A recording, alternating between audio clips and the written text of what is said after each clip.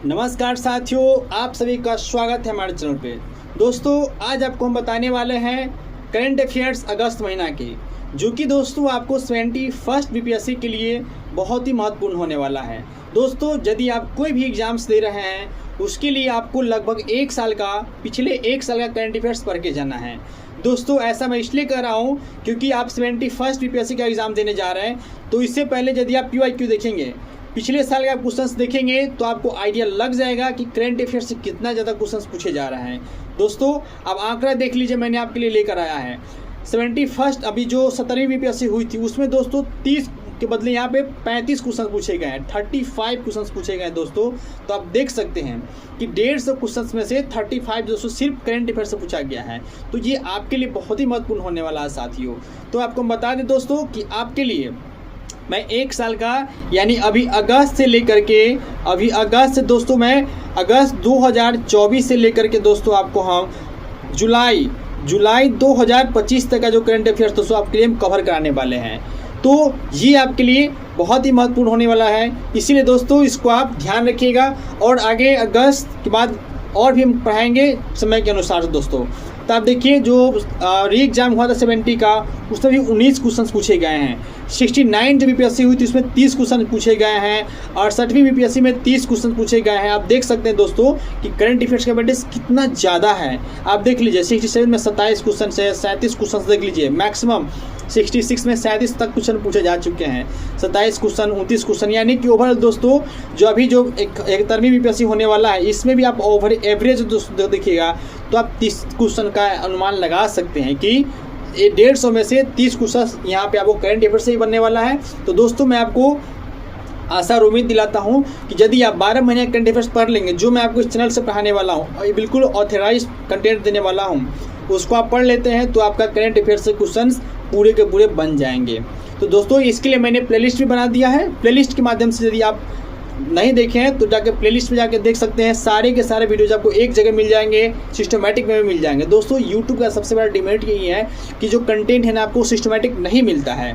तो इसीलिए मैंने आपके लिए एक प्लेलिस्ट भी बना दिया है और चीज़ों को सिस्टमैटिक ढंग से, जैसे मैं भी आपको आज अगस्त 2024 का पढ़ा रहा हूँ, फिर सितंबर, अक्टूबर, नवंबर, इस तरह से दोस्तों जो है आपको हम सिस्टमैटिक 1 बाय 1 करके मंथ वाइज के हिसाब से आपको मंथली वाइज का एक मंथ का जो इंपॉर्टेंट टॉपिक जो करंट अफेयर्स है, जो जिसकी संभावना है कि बीपीएससी में पूछा जा सकता है, तो आपको हम कराने वाले हैं। तो चलिए दोस्तों, हम स्टार्ट करते हैं आज का पहला प्रश्न। और इससे पहले दोस्तों साथियों कि यदि आप चैनल को सब्सक्राइब नहीं किया तो चैनल को सब्सक्राइब कर दीजिए, नोटिफिकेशन बेल ऑन कर लीजिए, क्योंकि आपके लिए हम इंपोर्टेंट कंटेंट लेकर आते रहते हैं। और सेशन को लाइक कर दीजिए। चलिए, तो दोस्तों पहला क्वेश्चन है अगस्त 2024 के,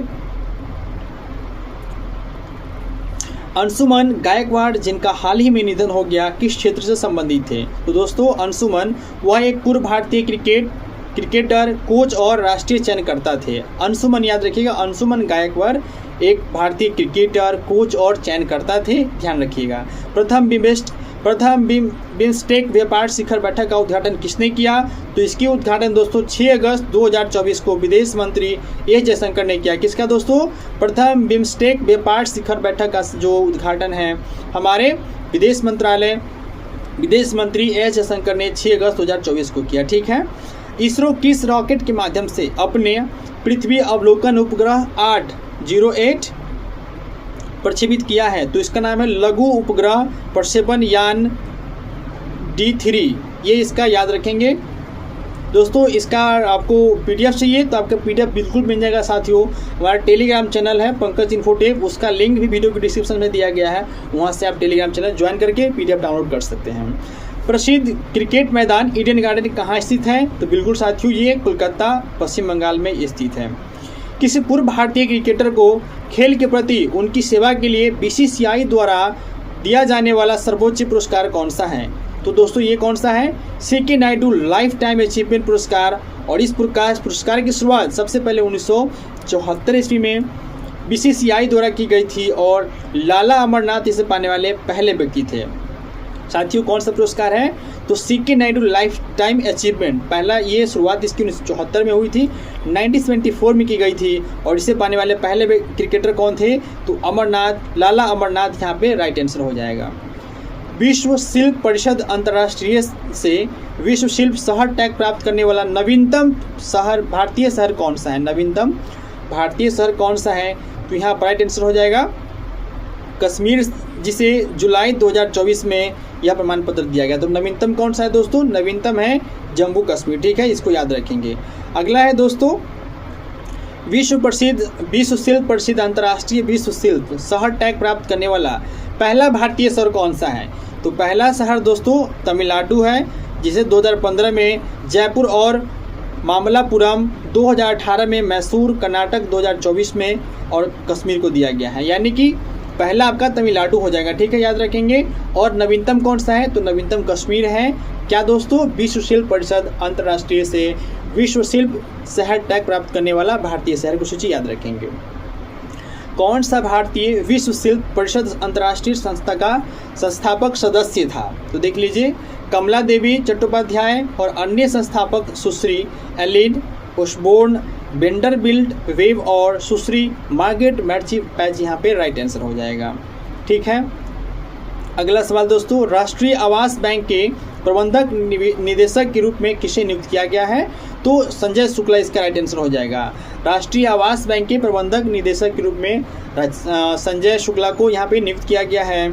और प्रथम राष्ट्रीय विज्ञान पुरस्कार का विज्ञान रत्न किसे मिला है? तो जैविक विज्ञान श्रेणी में प्रोफेसर गोविंद राजन ब्राह्मणाभन को ये पुरस्कार दिया गया है। कौन सा पुरस्कार है दोस्तों? प्रथम राष्ट्रीय विज्ञान पुरस्कार ये दिया गया है। ठीक है, याद रखिएगा। प्रथम राष्ट्रीय विज्ञान पुरस्कार का विज्ञान टीम पुरस्कार किसने जीता? तो यहाँ पर राइट आंसर हो जाएगा भारतीय अंतरिक्ष अनुसंधान की टीम चंद्रयान 3 ने। इसरो की जो दोस्तों इसरो की जो चंद्रयान टीम थी उसने ये पुरस्कार जीता। पुरस्कार का नाम है राष्ट्रीय विज्ञान पुरस्कार, विज्ञान टीम पुरस्कार। ये टीम को मिलती है, तो चंद्रयान 3 का जो टीम था उनको ये पुरस्कार दिया गया। ठीक है, अगला प्रश्न देखिए दोस्तों। अगला प्रश्न है भारत में आवास वित्त का नियामक कौन है? तो भारतीय reserve bank, RBI, reserve bank of India जो है दोस्तों इसकी नियामक है। याद रखेंगे, भारत में आवास वित्त का नियामक कौन है? तो आरबीआई जो है इसका राइट आंसर हो जाएगा। भारत सरकार द्वारा राष्ट्रीय विज्ञान पुरस्कार कब शुरू किया गया था? तो 2023 में स्थापित और प्रथम पुरस्कार की घोषणा जो है दोस्तों 2024 में किया गया। ठीक बात है, इसको ध्यान रखेंगे। भारत में किस राज्य या राज्यों ने अभी तक शिक्षा का अधिकार अधिनियम 2009 नहीं लागू किया है? तो उसमें आपका पंजाब, तेलंगाना, पश्चिम बंगाल और केरल है। भाई ये लोग बाकी से क्यों खफा है यही जानेंगे। बाकी इसके अलावा जितने सारे स्टेट्स हैं 28 स्टेट्स और 8 यूनियन टेरिटरीज है जिन्होंने तो ये लागू कर लिया है शिक्षा का अधिकार 2009। बट अभी जो पंजाब है, तेलंगाना है, पश्चिम बंगाल है और केरल ये अभी नहीं लागू किए हैं। खैर ये लोग जाने, आपको बस याद रखना है कि कौन लागू नहीं किया है। महानिदेशक चिकित्सा सेवा यानी सेना के रूप में नियुक्त होने वाली पहली महिला कौन है? बहुत अच्छा सवाल है दोस्तों। नियुक्त होने वाली पहली महिला कौन है? यहाँ से बिल्कुल चांसेस है कि यहाँ से सवाल बनेगा ही बनेगा। तो यहाँ पे राइट आंसर क्या हो जाएगा दोस्तों? लेफ्टिनेंट जनरल साधना सक्सेना नायर। लेफ्टिनेंट जनरल साधना सक्सेना नायर यहाँ पे करेक्ट आंसर हो जाएगा। भारतीय वायुसेना के पश्चिमी वायु कमान और प्रशिक्षण कमान के प्रधान चिकित्सा अधिकारी के रूप में नियुक्त होने वाली पहली महिला कौन है? तो यहाँ पे दोस्तों ये इसका भी राइट आंसर वही हो जाएगा, लेफ्टिनेंट जनरल साधना सक्सेना कौर। साधना सक्सेना कौर का नाम बिल्कुल आप ध्यान रखिएगा क्योंकि ये जो है दोस्तों बहुत ही इंपॉर्टेंट है। किस भारतीय निशानेबाज ने साल 2024 में पेरिस ओलंपिक में पुरुष की 50वीं मीटर राइफल 3 पोजीशन स्पर्धा में कांस्य पदक जीता है? तो यहाँ पे राइट आंसर हो जाएगा स्वप्निल कुसाले। स्वप्निल कुसाले हैं जिन्होंने क्या किया दोस्तों 2024 में पेरिस ओलंपिक में पुरुषों की 50 मीटर राइफल में 3 पोजीशन स्पर्धा में कांस्य पदक जीता। ठीक है, तो इसको आप ध्यान रखिएगा। चलिए अगला सवाल देखिए साथियों। अगला सवाल है ग्रीष्मकालीन ओलंपिक में 50 मीटर राइफल 3 पोजीशन स्पर्धा में पदक जीतने वाले पहले भारतीय कौन हो जाएंगे? तो यहाँ पर भी दोस्तों स्वप्निल कुसाले ही हो जाएंगे। ठीक बात है। अगला क्वेश्चन देखिए। ओलंपिक की राइफल स्पर्धा में पदक जीतने वाले पहले भारतीय निशानेबाज कौन है? पहले भारतीय निशानेबाज, बिल्कुल इंपॉर्टेंट क्वेश्चन हो गया साथियों। तो अभिनव बिंद्रा यहाँ पे राइट आंसर। अभिनव बिंद्रा इन्होंने 2008 बीजिंग ओलंपिक में 10 मीटर एयर राइफल स्पर्धा में स्वर्ण पदक यानी कि गोल्ड जो है दोस्तों, गोल्ड मेडल उन्होंने जीता। ठीक है, ये ध्यान रखिएगा। निशानेबाज स्वप्निल कुसाले किस राज्य से संबंधित है? कई बार उसके राज्य भी पूछ लिया जाता है। खैर, तो इसका यहाँ पे महाराष्ट्र हो जाएगा। बिल्कुल साथियों, यहाँ पे महाराष्ट्र हो जाएगा। हालांकि ये चीज़ नहीं होना चाहिए, क्योंकि जब आप कहीं विदेश की धरती सर जमीन पर जब कुछ दिखते हैं तो जो तिरंगा झंडा ही आप लहराते हैं, तो आप जो है इंडियन है, राज्य बाद में आता है। खैर, आप याद रखेंगे वो महाराष्ट्र के थे। अगला सवाल है, भारत सरकार ने जामनगर गुजरात में WHO global tradition medicine centre GTCM के लिए विश्व स्वास्थ्य संगठन को कितना पैसा दान किए हैं? दोस्तों पहले ये कहाँ हुआ भी ध्यान रखिएगा। तो जामनगर गुजरात जो है, ये आप ध्यान रखिएगा कि कहाँ पे हुआ। ये जामनगर गुजरात में हुआ है और इसके लिए 10 वर्ष के अवधि के लिए यानी 2022 से 32 के लिए $85 मिलियन यहाँ पे दिए हैं। ठीक है, कितने? $85 मिलियन यहाँ पे दिया गया है, इसको आप ध्यान रखिएगा। ठीक बात है। भारत सरकार का कौन सा मंत्रालय जामनगर गुजरात में स्थित WHO global traditional medicine centre nodal के लिए नोडल निकाय है? तो यहाँ पे केंद्रीय आयुष मंत्रालय, आयुष मतलब स्वास्थ्य, आप याद रखिएगा दोस्तों, क्योंकि आपको दिमाग में अगर ये याद है ना कि आयुष मतलब स्वास्थ्य, तो कई सारे क्वेश्चंस जो है उसको वो कनेक्ट करने में, याद करने में काफ़ी महत्वपूर्ण भूमिका निभाएगी। इस चीज़ को ध्यान रखिएगा। अगला सवाल है दोस्तों, संयुक्त राष्ट्र में भारत का स्थायी प्रतिनिधित्व कौन है? तो संयुक्त राष्ट्र में भारत का जो अस्थायी प्रतिनिधित्व साथियों वो है आपका अरिंदम बागची। अरिंदम बागची यहाँ पे बिल्कुल ही सत्य आंसर हो जाएगा। विश्व स्वास्थ्य संगठन का मुख्यालय आपका स्विट्जरलैंड जिनेवा है। भारत सरकार के आयुष मंत्री कौन है? तो प्रताप राव जाधव राज्य मंत्री स्वतंत्र प्रभारी यहाँ पे राइट आंसर हो जाएंगे। चलिए साथियों, अगला सवाल देखते हैं। संयुक्त राष्ट्र हिंदी विज्ञान सम्मेलन 2024 का विषय क्या था? थीम क्या था उसका?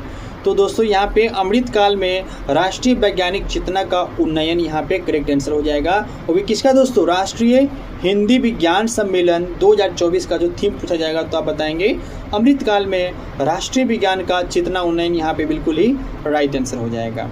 अगला देख लीजिए, चौथे राष्ट्रीय हिंदी विज्ञान सम्मेलन 2024 का आयोजन किसने किया? तो इसकी जो आयोजन है दोस्तों, वैज्ञानिक और औद्योगिक अनुसंधान परिषद उन्नत सामग्री और प्रक्रिया अनुसंधान संस्थान भोपाल ने इसकी जो है आयोजन किया।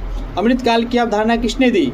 तो प्रधानमंत्री नरेंद्र मोदी ने भारत की आज़ादी की 75वीं वर्षगांठ पर राष्ट्र के नाम अपने संबोधन में यह 2047 तक भारत को एक विकसित देश बनाने के लिए सरकार के दृष्टिकोण को संदर्भित करता है। विकसित भारत के दृष्टिकोण को यह संदर्भित करता है, इसको ध्यान रखिएगा। चलिए इसी कड़ी में दोस्तों अगला सवाल है, हाल ही में भारत का दौरा करने वाला फाम मिन चिन कौन है? फाम मिन चिन कौन है? तो ये वियतनाम के प्रधानमंत्री है। याद रखिएगा दोस्तों, वियतनाम के प्रधानमंत्री का नाम क्या है? फाम मिन चिन। फाम मिन चिन याद रखिएगा, फाम मिन चिन वियतनाम के प्रधानमंत्री हुए। वियतनाम के प्रधानमंत्री की हाल ही में भारत यात्रा के दौरान भारत और वियतनाम के बीच कितने समझौते पर हस्ताक्षर किए? तो कितने समझौते दोस्तों? 9 समझौते पर इसने हस्ताक्षर किए भारत और वियतनाम के बीच। याद रखिएगा, ये जो यहाँ के जो प्रधानमंत्री है, क्या नाम इसका हो जाएगा? इसका नाम हो जाएगा फाम मिन चिन। हाल ही में चर्चा में रही जॉर्ज कुरियन कौन है? जॉर्ज कुरियन तो वह केंद्रीय अल्पसंख्यक मामले के मंत्री और मत्स्य पालन, पशुपालन और डेयरी मंत्रालय की राज्य मंत्री है। ठीक है, नाम है इनका जॉर्ज कुरियन। अगला सवाल दोस्तों, वर्तमान में केंद्रीय स्वास्थ्य एवं परिवार कल्याण मंत्री कौन है? तो जगत नड्डा, यानी जिसे आप JP नड्डा के नाम से जानते हैं, JP नड्डा यहाँ पे, यानी जगत प्रकाश नड्डा यहाँ पे राइट आंसर हो जाएगा। किस राज्य में Kharagpur Morgram high speed corridor विकसित किया जाएगा? तो यहाँ पे पश्चिम बंगाल 10,247 करोड़ की लागत से 231 किलोमीटर की लंबाई के साथ इसकी जो है दोस्तों विकसित किया जाएगा। अगस्त 2024 के महीने में केंद्र सरकार ने 8 हाई स्पीड सड़क परियोजनाओं का मंजूरी दी है, जिसके तहत कितने किलोमीटर सड़कें बनाई जाएगी? तो इसके तहत दोस्तों 50,655 करोड़ रुपए की लागत से 936 किलोमीटर दोस्तों 936 किलोमीटर सड़कें बनाई जाएगी। लागत कितना होगा? 50,655 करोड़। अगला सवाल दोस्तों, भारत सरकार अब वियतनाम को कितने ऋण प्रदान करेगी? तो भारत सरकार वियतनाम को $300 मिलियन जो है रुपीज़, यहाँ पे $300 मिलियन जो है दोस्तों वियतनाम को भारत सरकार प्रदान करेगी। लोथल गुजरात में राष्ट्रीय समुद्र विरासत परिसर के विकास में कौन सा देश मदद करेगा? तो यहाँ पे मदद करेगा कौन सा देश? वियतनाम यहाँ पे राइट आंसर हो जाएगा, क्योंकि दोस्तों भारत और वियतनाम के बीच जो अभी ये 9 विवादों पर समझौता किया गया है, तो ये इस चीज़ आप ध्यान रखिएगा।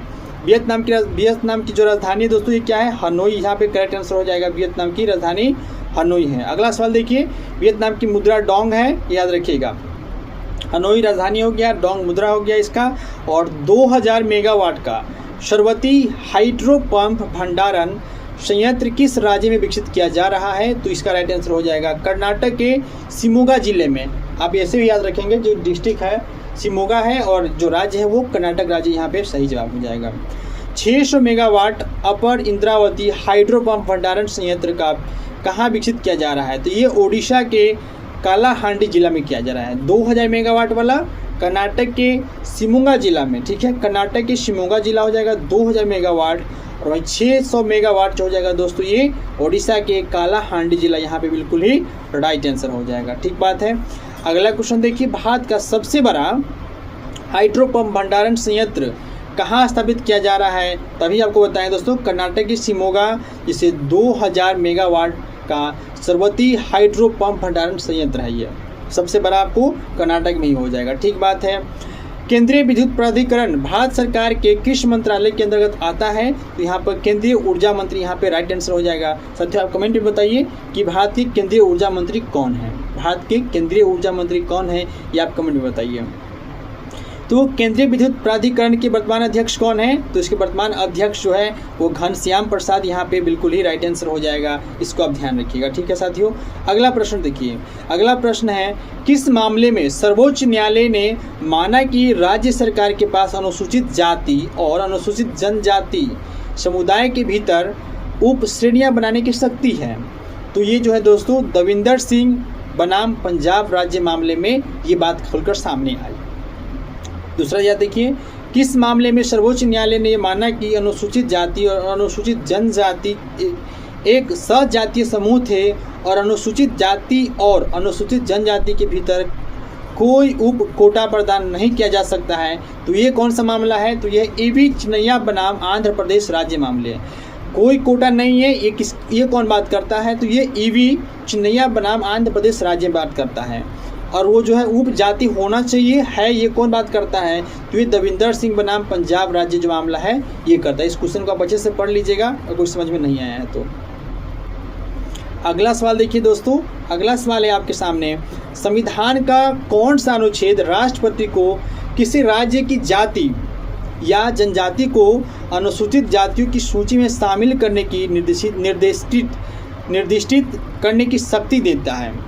तो यहाँ पे अनुच्छेद 341 करेक्ट हो जाएगा। ठीक है दोस्तों, राष्ट्रपति को शक्ति देती हैं।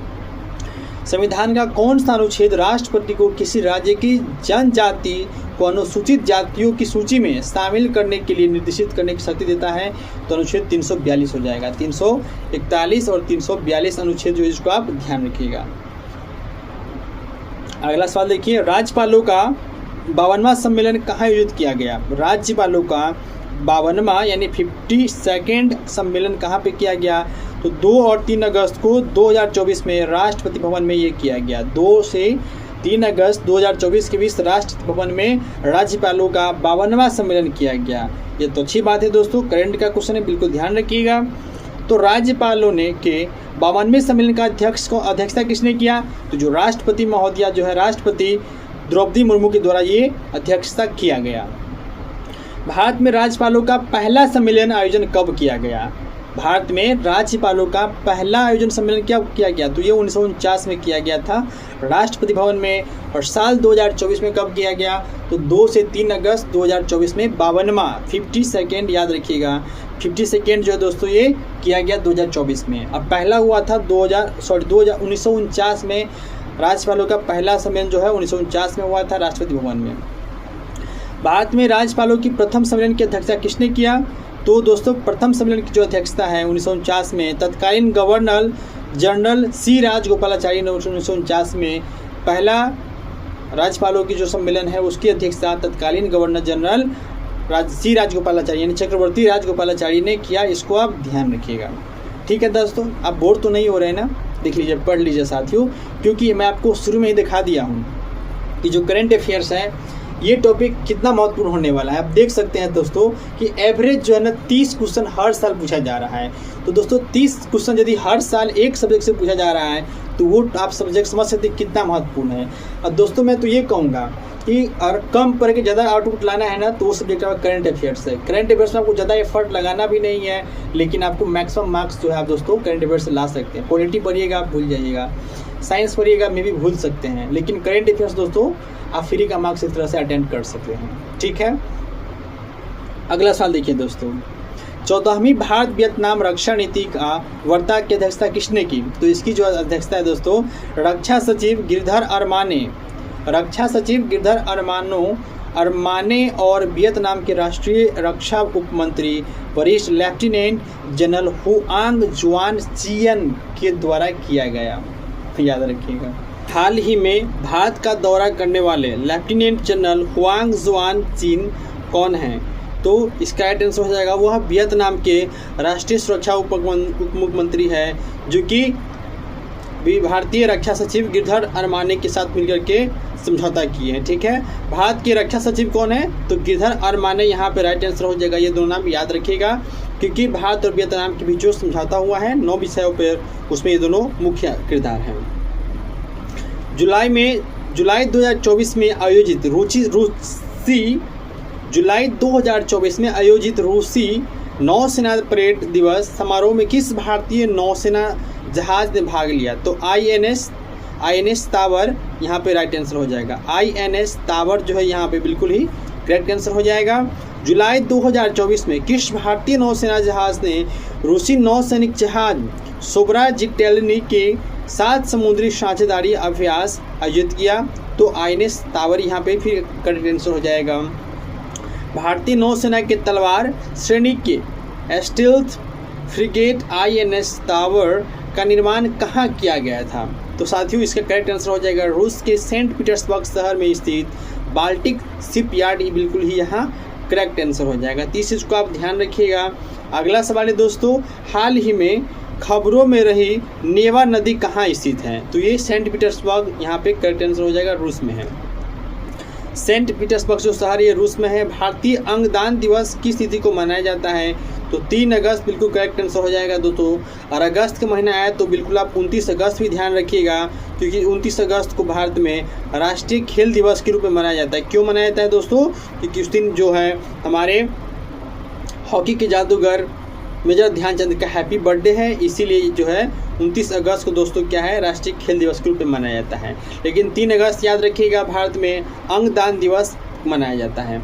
अगला सवाल है साथियों, पहला भारतीय अंगदान दिवस कब मनाया गया था? फर्स्ट, तो ये 27 नवंबर 2010, फिर 2023 और यह दिवस फिर 3 अगस्त से मनाया जाने लगा। पहले जो था दोस्तों यह 27 नवंबर 2010 को मनाया गया था, उसके पश्चात फिर ये 2023 में मनाया गया और फिर जो है अब 3 अगस्त से रेगुलरली मनाया जाता है राष्ट्रीय अंगदान दिवस, ठीक बात है। भारत में कौन सा महीना अंगदान माह के रूप में माना जाता है? तो जुलाई महीना को दोस्तों अंगदान माह के रूप में जाना जाता है, लेकिन 3 अगस्त को भारतीय अंगदान दिवस मनाते हैं। इस बात को भी ध्यान रखिएगा, कन्फ्यूजन नहीं होना है, आपको कन्फ्यूज नहीं होना है। और विश्व अंगदान दिवस दोस्तों 13 अगस्त, बस 3 अगस्त ध्यान रखिएगा राष्ट्रीय अंगदान दिवस, और विश्व होगा तो इसमें बस 1 लगा दीजिएगा, तो हो जाएगा 13 अगस्त यहाँ पे बिल्कुल ही करेक्ट आंसर हो जाएगा। तो इस बात को आप ध्यान रखिएगा, कन्फ्यूज नहीं होना है। अगला सवाल है दोस्तों, वर्तमान में केंद्रीय स्वास्थ्य एवं परिवार कल्याण मंत्री कौन हैं? तो JP नड्डा यानी कि जगत प्रकाश नड्डा यहाँ पर राइट आंसर हो जाएगा। किस राज्य में Kharagpur Morgram high speed corridor विकसित किया जाएगा? तो इसका राइट आंसर हो जाएगा पश्चिम बंगाल। और इसमें लागत होगी दोस्तों 10,247 करोड़ रुपए की लागत से 231 किलोमीटर की लंबाई के साथ जो इसकी मतलब कि विकसित किया जाएगा कॉरिडोर है। क्या नाम है कॉरिडोर को? तो Kharagpur Morgram high speed corridor यहाँ पे निर्माण करने की बात की जा रही है। अगस्त 2024 के महीने में केंद्र सरकार ने 8 हाई स्पीड सड़क परियोजनाओं को मंजूरी दी है, जिसके तहत कितने किलोमीटर सड़कें बनाई जाएगी? तो ये कुल दोस्तों 936 किलोमीटर कुल जो लंबाई के सड़क निर्माण की जाएगी। लागत आएगा 50,655 करोड़ यहाँ पे कुल लागत आने वाली है ये 936 किलोमीटर की सड़कें बनाने में। अगला सवाल दोस्तों, CCE जिसकी अध्यक्षता प्रधानमंत्री करते हैं, मई का मतलब क्या है? मई ई का मतलब क्या है? तो ई का मतलब है इकोनॉमिक, ई फॉर इकोनॉमिक यहाँ पे बिल्कुल करेक्ट आंसर हो जाएगा। बिल्कुल आप ध्यान रखेंगे दोस्तों। विश्व का दूसरा सबसे बड़ा सड़क नेटवर्क किस देश में है? तो ये अपना भारत देश में है। संयुक्त राष्ट्र अमेरिका जो है विश्व का सबसे बड़ा सड़क नेटवर्क है। तो पहला स्थान अमेरिका का हो जाएगा, USA का, और दूसरा जो है अपना इंडिया का है। इसको ध्यान रखिएगा, ठीक है दोस्तों। भारत के किस राज्य में सबसे अधिक संख्या और सबसे बड़ा राष्ट्रीय राजमार्ग नेटवर्क है? तो ये महाराष्ट्र हो जाएगा। और इसकी जो लंबाई है दोस्तों कुल 18,459.25 किलोमीटर राष्ट्रीय राजमार्ग, और कुल 102 राष्ट्रीय राजमार्ग इससे होकर गुजरती है। महाराष्ट्र दोस्तों इससे कुल कितने? कुल दोस्तों 102 राष्ट्रीय राजमार्ग साथियों ये महाराष्ट्र पर गुजरती है। तो सबसे लंबा और सबसे अधिक जो मात्रा में जो राष्ट्रीय राजमार्ग की जो संख्या है, NH की जो संख्या है दोस्तों 100 जो दोस्तों संख्या है 102 यहाँ पे करेक्ट आंसर हो जाएगा। ठीक बात है। अगला सवाल देखिए, अगला सवाल है देश में कुल सड़क नेटवर्क में राष्ट्रीय राजमार्गों का योगदान क्या है? कितना है? तो इसका योगदान दोस्तों 31 मार्च 2019 तक कुल सड़क नेटवर्क का 2.09% यहाँ पे राइट आंसर हो जाएगा। ठीक बात है। केंद्रीय सड़क परिवहन राष्ट्रीय राजमार्ग मंत्री कौन है? तो बिल्कुल आप सबको बखूबी पता होना चाहिए कौन है। नितिन गडकरी यहाँ पे, जयराम नितिन गडकरी यहाँ पे बिल्कुल करेक्ट आंसर हो जाएगा। ओलंपिक में व्यक्तिगत स्पर्धा के राउंड 16 में पहुँचने वाला पहले भारतीय टेबल टेनिस खिलाड़ी कौन है? तो 2024 पेरिस ओलंपिक में मनिका बत्रा और श्रीजा अकुला यहाँ पे करेक्ट आंसर हो जाएगा इसमें। और ये कारनामा इन्होंने कर दिखाया 2024 के पेरिस ओलंपिक में। ऐसा करने वाला ये कौन है? पहले भारतीय टेबल टेनिस खिलाड़ी है। कभी तो आप उससे पूछ लिया जाएगा नाम दे करके कि जो है मनिका बत्रा किस खेल से संबंधित है, तो टेबल टेनिस आप ध्यान रखेंगे। ठीक बात है। अगला सवाल देख लीजिए, अंतर्राष्ट्रीय अंतरिक्ष स्टेशन पर मनुष्यों को भेजने के लिए इसरो नासा परियोजना के लिए इसरो द्वारा किन 2 भारतीय गगन यात्रियों का चयन किया गया है? तो दोस्तों भारतीय वायुसेना के ग्रुप कैप्टन शुभांशु शुक्ला और प्रशांत बालाकृष्णन नायर यहाँ पे करेक्ट आंसर हो जाएगा। 2 है शुभांशु शुक्ला और प्रशांत बालाकृष्णन। लेकिन दोस्तों आप न्यूज़ देखिए तो पता चल गया होगा जिसमें से शुभांशु शुक्ला ही सिर्फ गए थे भारत से, उनके साथ और भी 3 लोग थे, कुल मिलाकर 4 लोग गए थे और वो सुरक्षित भारत पे वापस आ चुकी है। हमें इंडिया पे गर्व है, ठीक है ना, we pride to be Indian. तो अगला सवाल देखिए, भारतीय अंतर्राष्ट्रीय अंतरिक्ष स्टेशन के मिशन के लिए इसरो की गगन यात्रियों की पहली पसंद कौन है? तो भारतीय वायुसेना के ग्रुप कैप्टन शुभांशु शुक्ला पहली पसंद है और इन्हीं को भेजा गया था। शुभांशु शुक्ला को आप याद रखिएगा कि दूसरे भारतीय हैं जो कि अंतरिक्ष में गए थे।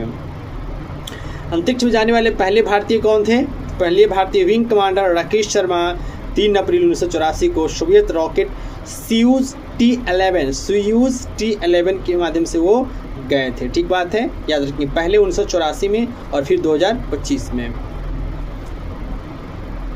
अगला सवाल, अंतर्राष्ट्रीय अंतरिक्ष स्टेशन परियोजना में कौन सा देश शामिल है? तो इसमें देखिए यूरोप जो है आपका कंटिनेंट हो गया, उसके बाद संयुक्त राज्य अमेरिका, रूस, कनाडा और जापान जो है अंतरिक्ष स्पेस जो है उसमें शामिल देश है। मानव को अंतरिक्ष में भेजने के इसरो का मिशन क्या नाम क्या है? तो बिल्कुल साथियों उसका नाम क्या है? गगनयान मिशन। बिल्कुल आप अच्छे से ध्यान रखेंगे। भारतीय अंतरिक्ष अनुसंधान संगठन का मुख्यालय बिल्कुल बेंगलुरु कर्नाटक में है, इसको ध्यान रखेंगे, इसरो का ये मुख्यालय है। न्यूजीलैंड, तिमोर लेस्ते और फिजी अपनी आधिकारिक यात्रा के दौरान राष्ट्रपति द्रौपदी मुर्मू द्वारा दिए गए देशों की सही क्रम क्या है? दौरा किए गए देशों की सही क्रम क्या है? तो दोस्तों उन्होंने सबसे पहले फिजी गए, फिर न्यूजीलैंड गए और अंत में तिमोर लेस्ते गए। ठीक है, ये घटना हो चुकी है, आप ध्यान रखेंगे। हमारी जो राष्ट्रपति द्रौपदी मुर्मू है सबसे पहले फिजी गई, फिर न्यूजीलैंड गई और फिर तिमोर लेस्ते जाएंगी। ठीक है, तिमोर लेस्ते का यात्रा करने वाले पहले भारतीय राष्ट्रपति द्रौपदी मुर्मू 2024 हो जाएंगे। फिजी की यात्रा करने वाले पहले राष्ट्रपति तो द्रौपदी मुर्मू 2024 हो जाएंगे, ये याद रखेंगे। अगला सवाल है तिमोर लेस्ते की मुद्रा क्या है? तो तिमोर लेस्ते की मुद्रा अमेरिकी डॉलर है, यूएस डॉलर जो है दोस्तों, इसको ध्यान रखेंगे, ये यहाँ का मुद्रा है। फिजी का राष्ट्रपति कौन है? तो रातू विलियामे कटोनीवेरे यहाँ के राष्ट्रपति है फिजी का। और 2024 पेरिस ओलंपिक में पुरुष एकल टेनिस स्वर्ण पदक किसने जीता? तो यहाँ पर सर्बियाई नोवाक जोकोविच फाइनल मुकाबले में उन्होंने कार्लोस अल्कराज को हराया और उन्होंने जो है स्वर्ण पदक जीता, गोल्ड मेडल जीता। किसमें जीता? 2024 पेरिस ओलंपिक में दोस्तों इन्होंने साइबेरिया का जो है जो नोवाक जोकोविच है जिन्होंने ये मेडल टेबल टेनिस का एक पुरुष एकल टेनिस का जो है गोल्ड मेडल जीत लिया, इसको ध्यान रखिएगा। अगला ध्यान दीजिए, नोवाक जोकोविच के अलावा किस अन्य टेनिस खिलाड़ी ने ओलंपिक स्वर्ण पदक के साथ सभी ग्रैंड स्लैम एकल खिताब जीता है? तो फ्रांस के राफेल नडाल, संयुक्त राज्य अमेरिका की सेरेना विलियम्स और आंद्रे अगासी और जर्मनी के स्टेफी ग्राफ, ये ऐसे टेनिस खिलाड़ी हैं जिन्होंने नोवाक जोकोविच के अलावा टेनिस के सारे जो है ओलंपिक गोल्ड मेडल के साथ इसके सारे स्लैम खिताब जीत चुके वाले प्लेयर है, बहुत ही टैलेंटेड प्लेयर सब हैं।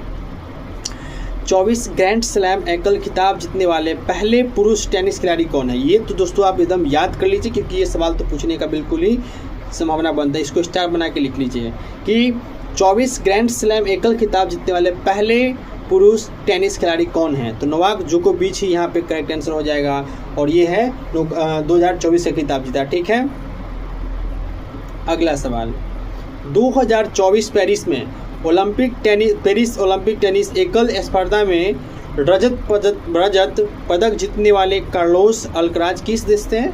तो देश का भी नाम याद रखिएगा, जो कार्लोस अल्कराज है वो स्पेन का है, इसको आप ध्यान रखिएगा। किस टेनिस खिलाड़ी के नाम सर्वाधिक विश्व का ATP नंबर 1 रैंक खिलाड़ी होने का रिकॉर्ड है? तो यहाँ पे नोवाक जोकोविच हो जाएगा। दोस्तों इन्होंने 8 बार, कितने बार साथियों इन्होंने कि 8 बार जो है ये खिताब अपने नाम किया है, 8 बार रिकॉर्ड। कौन कब कब देखिए दोस्तों, 2011, 2012 बैक टू बैक, फिर 2014, फिर 15 बैक टू बैक, फिर 2018, फिर 2020, फिर 21, तो फिर 2023 कंटिन्यू दोस्तों देख सकते हैं आप। 2020, 21, 23, 22, सिर्फ 22 बीच में गैप है लेकिन गजब है, 8 बार जो है इन्होंने ग्रैंड स्लैम जीता है। सर्बियाई टेनिस खिलाड़ी नोवाक जोकोविच ने ओलंपिक में कितने पदक जीते हैं? तो उन्होंने 2 पदक जीते हैं, 2008 का बीजिंग ओलंपिक में कांस्य पदक और 2024 पेरिस ओलंपिक में गोल्ड मेडल यानी कि स्वर्ण पदक इन्होंने जीता है, इस बात को आप ध्यान रखिएगा। अगला सवाल है साथियों, 33वें पेरिस ओलंपिक पर डाक विभाग द्वारा जारी स्मारक डाक टिकट में किस खिलाड़ी को दर्शाया गया है? तो भाला फेंक, फील्ड हॉकी, नौकायन और टेबल टेनिस को दर्शाया गया है, ध्यान रखिएगा। कितने हो गए? टेबल टेनिस 1, नौकायन 2, फील्ड हॉकी 3 और भाला फेंक यहाँ पे 4 खेल को दोस्तों इसमें दर्शाया गया है। भारत सरकार के डाक विभाग द्वारा जारी पेरिस ओलंपिक पर स्मारक डाक टिकट किसने जारी किया? तो दोस्तों इसमें केंद्रीय संचार मंत्री ज्योतिरादित्य सिंधिया और युवा मामले और खेल मंत्रालय डॉक्टर मनसुख मंडाविया ने ये काम किया। डाक विभाग किस मंत्रालय के अंतर्गत आता है? तो ये दोस्तों केंद्रीय संचार मंत्रालय के अंतर्गत आता है डाक विभाग मंत्रालय, ठीक बात है। अगला सवाल देखिए दोस्तों, ओलंपिक में टेनिस में भारत के लिए एकमात्र पदक किसने जीता? ओलंपिक में टेबल में एकमात्र पदक किसने जीता? तो लिनर पीज ने अटलांटा ओलंपिक में कांस्य पदक जीता, जो कि एकमात्र पदक था भारत के लिए, इस बात को ध्यान रखिएगा। 2024 पेरिस ओलंपिक के समापन समारोह में भारतीय टीम का ध्वजारोहक कौन होगा? तो यहाँ पे निशानेबाज मनु भाकर यहाँ पे करेक्ट आंसर हो जाएगा। मनु भाकर ही क्या थे, ध्वजावाहक थे, इनको ध्यान रखिएगा। ठीक है साथियों, अगला सवाल देखिए, 33वें पेरिस ओलंपिक पर डाक विभाग द्वारा जारी स्मारक टिकट कहाँ जारी किया गया? तो ये जारी कहाँ किया गया दोस्तों? नई दिल्ली में जारी किया गया। भारत सरकार के किस मंत्रालय ने ई साक्ष्य, न्याय सेतु, न्याय श्रुति और ई समन ऐप लॉन्च किया? तो केंद्रीय गृह मंत्री यहाँ पे बिल्कुल ही करेक्ट आंसर हो जाएगा। होम मिनिस्टर यहाँ पे राइट आंसर हो जाएगा। भारत सरकार के किस मंत्रालय ने ई सांख्यिकी पोर्टल लॉन्च किया है? तो यहाँ पे करेक्ट आंसर हो जाएगा केंद्रीय सांख्यिकी एवं कार्यक्रम कार्यान्वयन मंत्रालय, यहाँ पे बिल्कुल ही करेक्ट आंसर हो जाएगा। दोस्तों इसको ध्यान रखेंगे आप। अगला सवाल देख लीजिए, अगला है ई साक्ष्य, न्याय सेतु, न्याय श्रुति और ई समन ऐप किसने लॉन्च किया? तो गृह मंत्रालय और सहकारिता मंत्री अमित शाह ने इसको, होम मिनिस्टर और सहकारिता मंत्री भी अमित शाह ही, इसको ध्यान रखिएगा। ई साक्ष्य, न्याय सेतु, न्याय श्रुति और ई समन ऐप लॉन्च किए गए थे कहाँ पे? तो चंडीगढ़ में, यहाँ पे करेक्ट आंसर हो जाएगा। हरियाणा की राजधानी चंडीगढ़ में किया गया था। कौन सा ऐप अदालत को वीडियो कॉन्फ्रेंसिंग के माध्यम से गवाहों को सुनने में साक्ष्य बनाएगा? तो यहाँ पे इसका राइट आंसर हो जाएगा दोस्तों न्याय श्रुति ऐप। क्या हो जाएगा? न्याय श्रुति ऐप। हम लोग बार बार इसीलिए नाम ले रहे हैं क्योंकि जो है इसी ऐप के माध्यम से अदालत की वीडियो कॉन्फ्रेंसिंग है, इसको दिखाया जाएगा। ठीक है दोस्तों, इस बात को ध्यान रखिएगा। कौन सा ऐप भारत में आपराधिक कानूनों के बेहतर कार्यान्वयन के लिए पुलिस, चिकित्सा, फोरेंसिक, अभियोजन और जेल अधिकारियों को जोड़ेगा? तो यहाँ पर न्याय सेतु डैशबोर्ड यहाँ पे करेक्ट आंसर है। न्याय सेतु डैशबोर्ड ध्यान रखेंगे दोस्तों। कौन सा ऐप अदालत की पुलिस स्टेशनों और संबंधित व्यक्तियों जिसे समन भेजा जाना है, यहाँ पे राइट आंसर हो जाए, को इलेक्ट्रॉनिक रूप से समन भेजने का सक्षम करेगा? तो यहाँ पे ई समन ऐप बिल्कुल ही यहाँ पे करेक्ट आंसर हो जाएगा। ई समन किस भारतीय कंपनी को पहली बार 2024 में फॉर्चून ग्लोबल 500 सूची में शामिल किया गया है? तो यहाँ पर HDFC बैंक विश्व में 306 स्थान पर आया है और वो कौन सा कंपनी हो जाएगा? HDFC बैंक यहाँ पे बिल्कुल ही राइट आंसर हो जाएगा। दोस्तों इसको ध्यान रखेंगे आप। मैं बार बार कहता हूँ दोस्तों, करंट अफेयर्स बहुत ही इम्पोर्टेंट है क्योंकि आप देख ही लिए हैं कि कितने सवाल पूछे जाते हैं यहाँ से। इसी कड़ी में अगला सवाल है, दुनिया की सबसे अधिक मुनाफा कमाने वाली कंपनी कौन सी? दुनिया की सबसे अधिक, तो सऊदी अरब की जो कंपनी है सऊदी अरामको, सऊदी अरब की कंपनी सऊदी अरामको जो है वो दुनिया में सबसे अधिक मुनाफा कमाने वाली कंपनी है।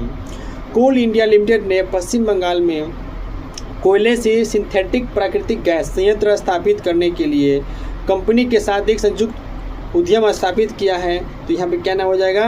गेल इंडिया लिमिटेड हो जाएगा। गेल इंडिया लिमिटेड इसका राइट आंसर हो जाएगा। कोल इंडिया लिमिटेड और गेल इंडिया लिमिटेड संयुक्त रूप से किस स्थान पर कोयले से प्राकृतिक गैसीकरण संयंत्र स्थापित करेंगे? तो यहाँ पे रानीगंज, जो कि पश्चिम बंगाल में पड़ता है, बिल्कुल यहाँ पे करेक्ट आंसर हो जाएगा। रानीगंज, पश्चिम बंगाल, याद रखिएगा दोस्तों।